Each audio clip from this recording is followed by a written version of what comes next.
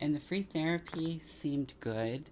It wasn't a trans person, it was a normal person that had a normal practice and came in there as a volunteer to help people with their dysphoria and gender issues.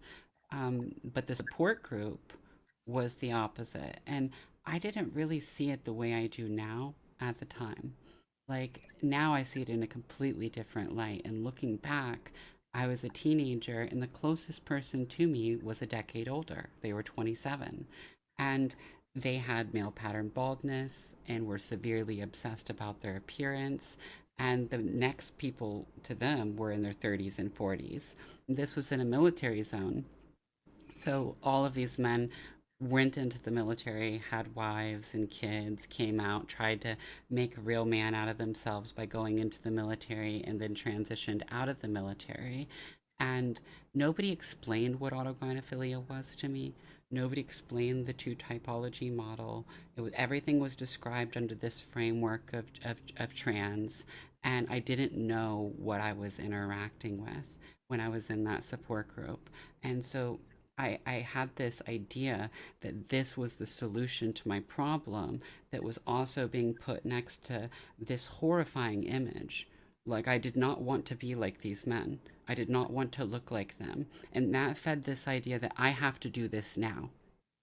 I can't be like them. If I start going bald, I can't be like this guy. He looks like he's going to unalive. He's depressed. He's obsessed with his hair. I have to go fast, hard, now.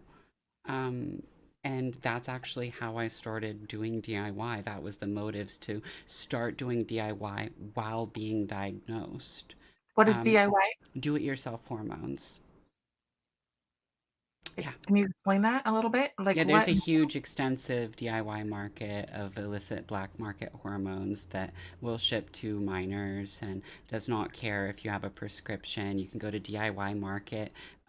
You can Google search DIY HRT market, and it'll come up with a huge website with a repository of like 20, 30 pharmacies. And that kind of marketplace has existed for multiple decades. The federal government has done nothing about it.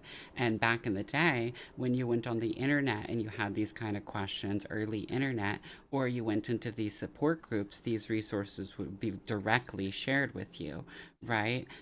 Nowadays, it's more on the internet and less in person because children are so embedded into social media. What happened in the support group when I was a kid now happens on Instagram, it happens on Reddit, it happens on Facebook, and it's as simple as a group of these kinds of men interacting with a young person and then giving them resources. And some of these pharmacies will ship these things masked to get past parental scrutiny.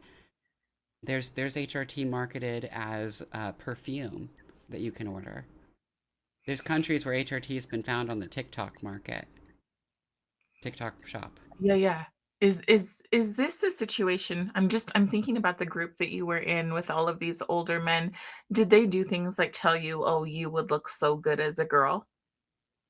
Yeah, and you're so lucky to be able to do this now. I wish I could have done this when I was your age. You're going to end up so much happier. Like you're going to be so fulfilled. Like that was the messaging, was that I was so blessed to be able to sterilize myself young because I had a shot at being pretty. So, I've heard this term fisher. Is that would you call these people fishers? The people, do you know what that We means? use the term pink pilling. Pink pilling. Yeah, or that this is in reference to the egg culture, which is this culture trans people have of cracking your egg and helping you realize that you're trans. Um, Right. yeah, it's grooming.